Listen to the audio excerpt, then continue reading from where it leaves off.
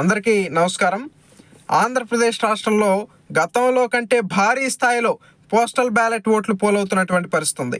దీనికి ప్రధానమైన కారణం ఏంటంటే, గతంలో ప్రభుత్వ ఉద్యోగుల సమస్యలను పరిష్కరించాలని ఉద్యోగ సంఘం నాయకులు ప్రభుత్వం వద్దకు చర్చలకు వెళ్ళినప్పుడు వారు ఒక మాట తెలియజేశారు.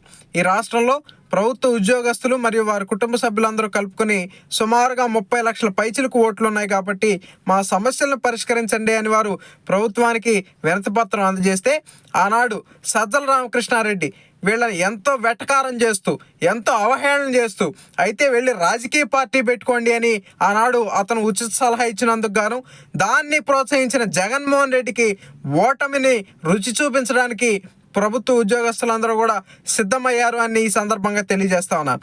అయితే ఈ ఉద్యమం 2 సంవత్సరాల క్రితం విజయవాడ BRTS రోడ్లో ఉపాధ్యాయులు ఉద్యమం రూపంలో పురుడు పోసుకుని లక్షలాదిగా ఉపాధ్యాయులు రోడ్ల మీదకి వచ్చి నిరసన తెలియజేసినటువంటి పరిస్థితి ఉంది.